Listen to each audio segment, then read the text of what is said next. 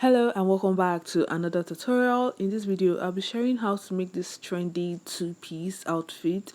It's a crop top with white sleeve and a pencil skirt.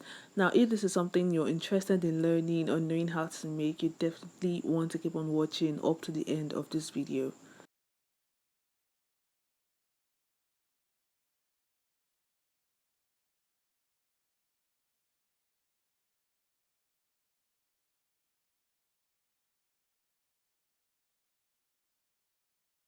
For this project, I'll be using this Ankara print fabric. It is 3 yards and this is the fabric I'll be using. I also have my scissors, bias tape. Now the bias tape I'll be using to turn the neckline of the top. So this is a roll of bias tape. I have pins, my tape and chalk as well. To make the top, you'll be needing the following measurements: your bust circumference, your waist circumference, the length of the top, your shoulder measurement, as well as the length of the sleeve. Okay, then you'll be needing the waist, the hip and the skirt length to make the lower part. Now I'll be starting off by cutting the top of this garment, and my fabric is folded into 4. You can see my fabric is folded into 4 and they are folded the same way in the same measurement. So my fabric is folded into 4 equal parts. Now I'll start off by cutting the top part first, and when cutting the top part, we'll be cutting the front and the back the same way, okay, since they have the same measurements. Now what I'm doing is to create a border line at the top here, which would serve as the shoulder line. What I'm going to do next is to take half of my shoulder width, which is 8 inches.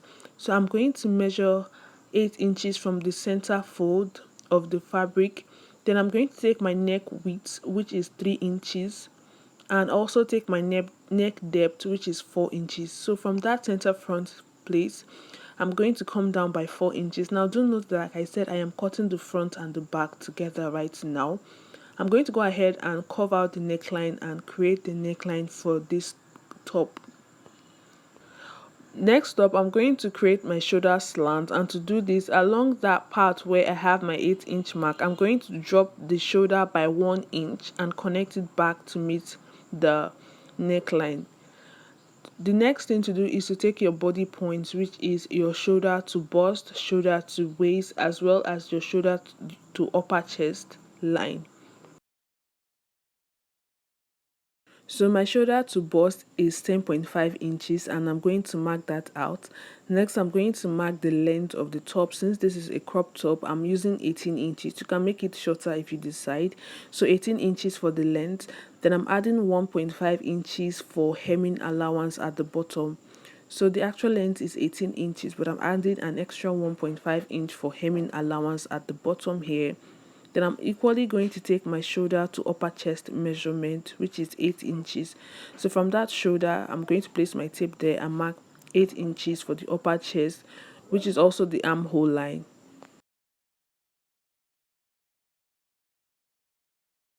I'm just going to connect the shoulder to meet that upper chest line for the armhole. So I am just going to connect that out. Then I'm going to cut out the length of the garment. So when cutting out the length, I am not cutting the actual length, but I'm cutting from where I have that hemming allowance. So I'm going to cut that out just so I can see the amount of fabric that we're working with, and I just keep the extra fabric aside. After cutting that out, I'll be taking my body measurements. Okay, now I'm going to take my bust circumference plus 2 inches, and I'm going to take my waist circumference plus 2 inches. Now the 2 inches, half inch would be for seam, while the other 1.5 inch would be for ease. Okay, you can, because this fabric is not having a zipper, or this top will not be attaching a zipper, you want to ensure that it's wide enough for you to wear and take off easily. So I'm taking my waist circumference plus 2 inches and my bust circumference plus 2 inches. And then I went ahead to connect that out. Next up, I'm going to cover the armhole of this garment. So like I said, this is the front and the back that we are cutting at the same time.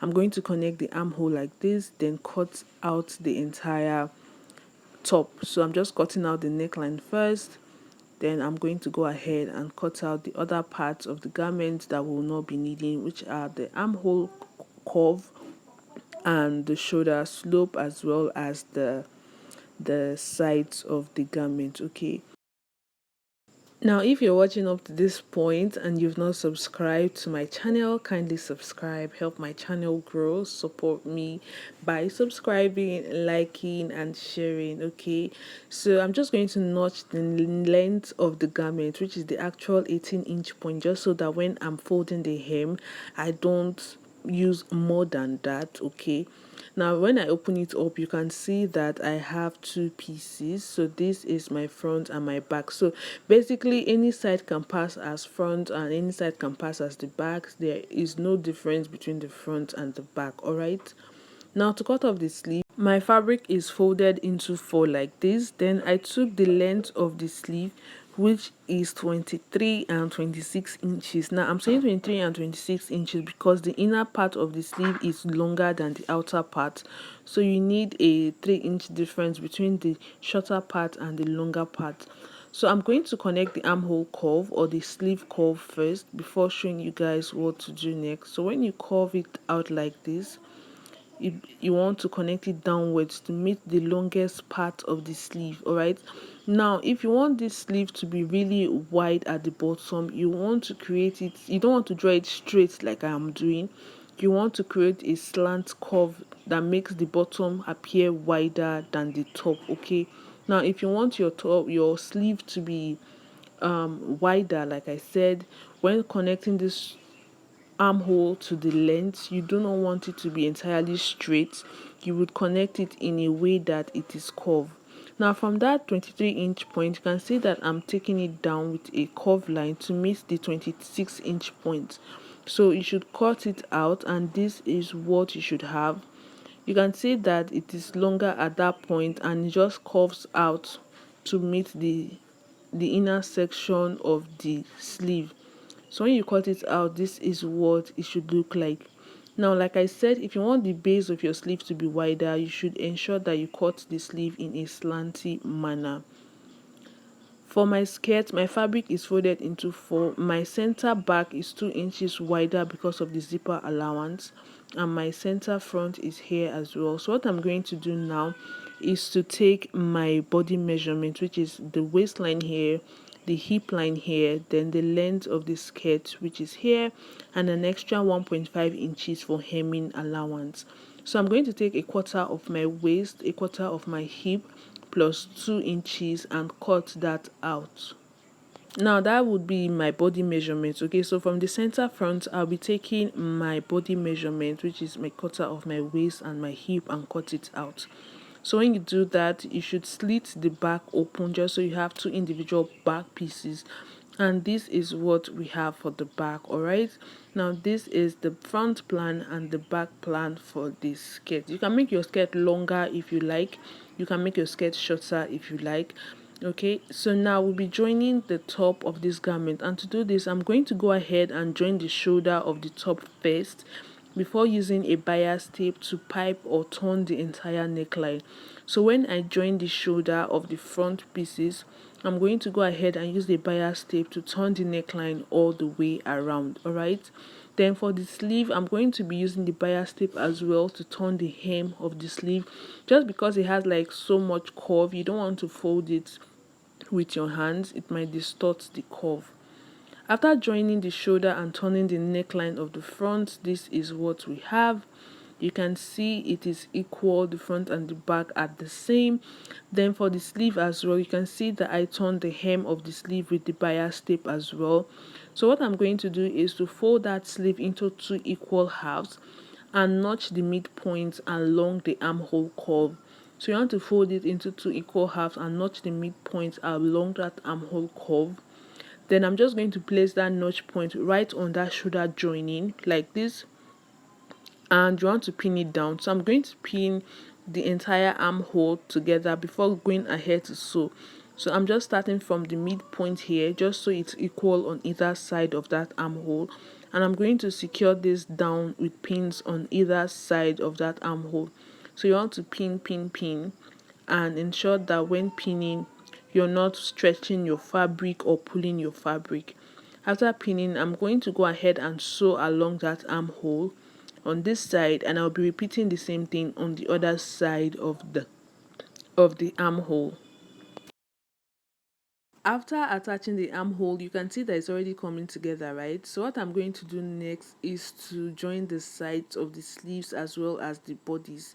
So from the hem of the sleeves here, which is this, I'm going to join from the hem all the way to the armhole and down the sides of the top by half an inch. So I'm using half an inch to join the sleeves as well as the bodies, because you don't want too much, you don't want it to be too snug, because this is a free top and it does not have a zipper. So that's why I'm using half an inch. So after joining the sides by half an inch, I'm going to go ahead and hem the bottom by 1.5 inch. Remember, we left 1.5 inches for hemming allowance. So once I'm done join both sides, or once I'm done joining both sides of the garment, I'm going to join the hem. Now this is the skirt. I cut out lining for the skirt because I'll need lining to turn over the hem as well as the sides. So what I'm going to do is to open up my fabric like this, place my lining right sides onto it, and then I will just pin the base or the hem of the lining to the hem of the main fabric before taking it to sew. So I'll be showing you guys how to turn the hem of the skirt using your lining fabric, just in case you don't know how to. So you just want to place the lining onto the right sides of your skirt pattern and pin it down. You can decide to pin it down, you can decide to just sew it like that, but for the purpose of this tutorial we'll be pinning it down. So next I'll be sewing through that entire hem of the skirt before coming to tell you guys what to do next. All right, so after joining, this is what we have. What we'll be doing next is to turn the hem with the lining. You can see that the lining is shorter than the actual fabric.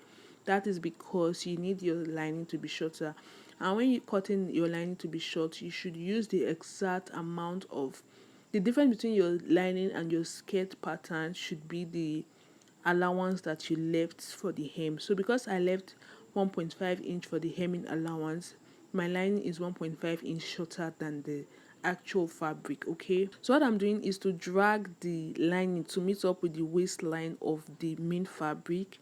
So you can see that when you drag, it pulls the main fabric inwards towards the side that has the lining. Okay, so I'm just going to drag the lining to meet up with the waistline of the actual fabric on both sides. Then I'm going to go ahead and sew the sides down before turning it right side from the waistline. So I'm just going to sew from this end here all the way through the hip and to the waist.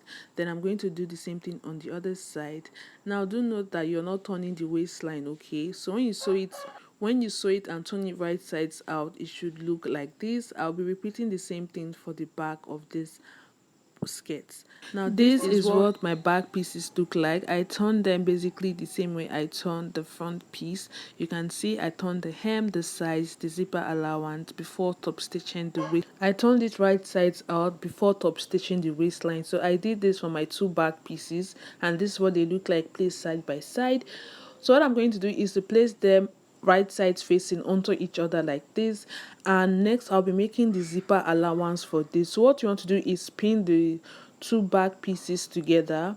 You just want to pin to ensure. So when I start pinning, you can see that I started pinning from the bottom, just because you want the bottom to be equal, you want them to be equal in length. Okay, so you just want to pin them together like this. Then from the top here, or from the waistline, I'm going to come down by 7 inches along the waistline. So I'm going to mark 7 inches from the waistline.